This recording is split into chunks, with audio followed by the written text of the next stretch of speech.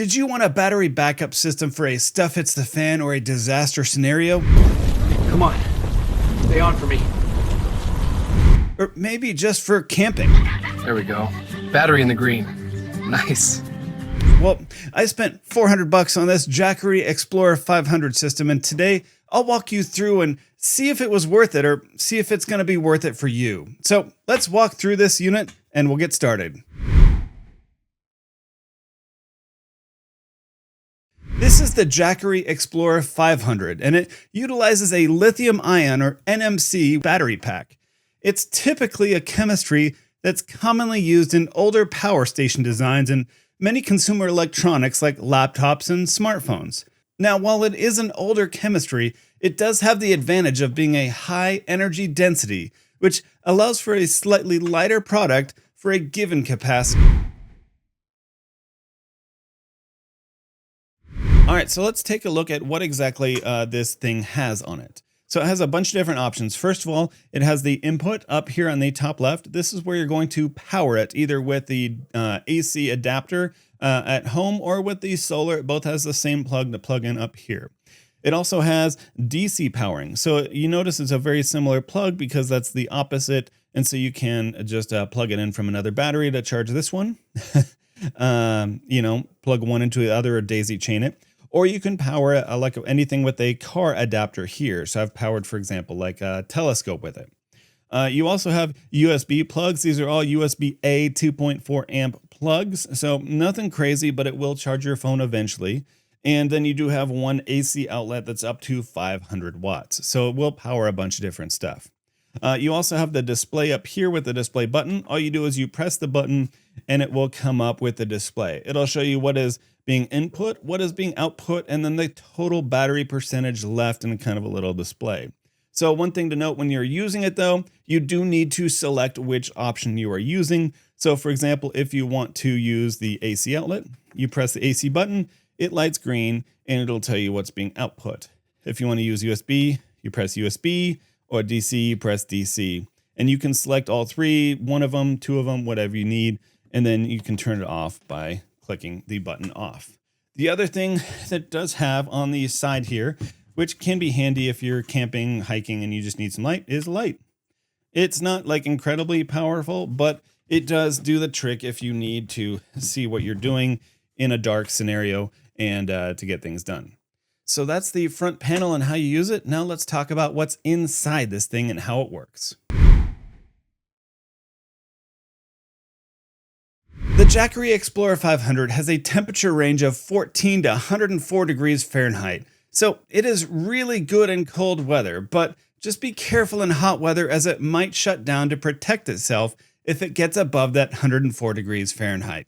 It also has a really great mode where if you have solar or the AC connected to the input section right here, and you're using it to power something in one of the outlets or the USB or even the DC port, it will not only power it while charging it with the solar or the AC input, but also send it uninterrupted power if the input is lost. For example, if a cloud passes by if you're on solar, or if you lose power from the AC wall outlet. Now, this can be especially useful for medical equipment that you need to run continuously or other options if you need to run that continuously, and be careful and sensitive to power interruptions. The other very important part of this battery system is solar charging. It uses this small port right here to charge the battery system from a solar panel. Now, I actually didn't buy the Jackery 100 watt panel, but a generic brand because it was well cheaper and it works just as well. So on the back of these panels, it has this pocket which holds the cable that you connect to the Jackery. Then all you got to do is open up the panels, which are held together by magnets. And it has these stands which are Velcroed on that you just open up and it holds it straight towards the sun. It's pretty simple. Then after you set it out, all you got to do is take the cable that came with it and connect it to the Jackery and it starts charging.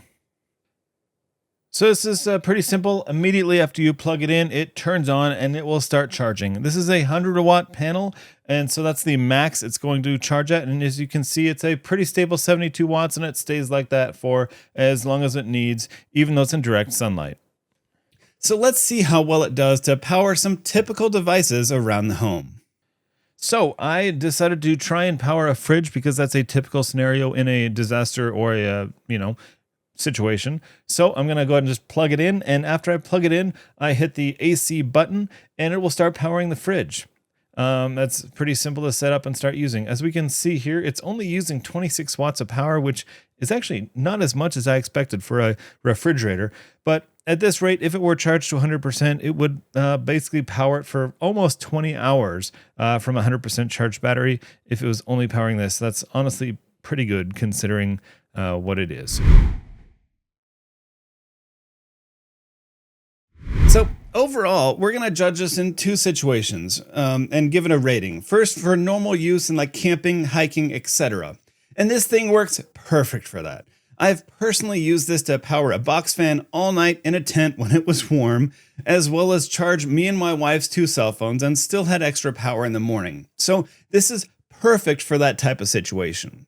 In other situations for a disaster or a stuff hits the fan scenario, this thing will work good, but it may not power everything that you may need. But it can power the essentials for a very short period of time. For example, as you saw, this thing won't power a fridge overnight until you can recharge it with solar, but it could power some lights, charge your cell phones, and basically the essentials. If you do need it for something larger like powering your entire house in a disaster scenario, you might want to look at a different model like the Explorer 2000 V2, which has a bigger battery in it, totaling 2,042 watt hours. So was it worth it for this Explorer 500 and solar panel for about $400? Yeah! I would say absolutely. This guy's been incredibly useful for us so far in terms of camping and hiking scenarios, in terms of like when we do lose power, we can power various things around the house, or if we just need power in a place that's far away from an outlet just temporarily. So if you're looking at both of these, the 500 as well as the 2000, you can check the link below in the comments and in the pinned post to check these few items out on Amazon that we have used specifically.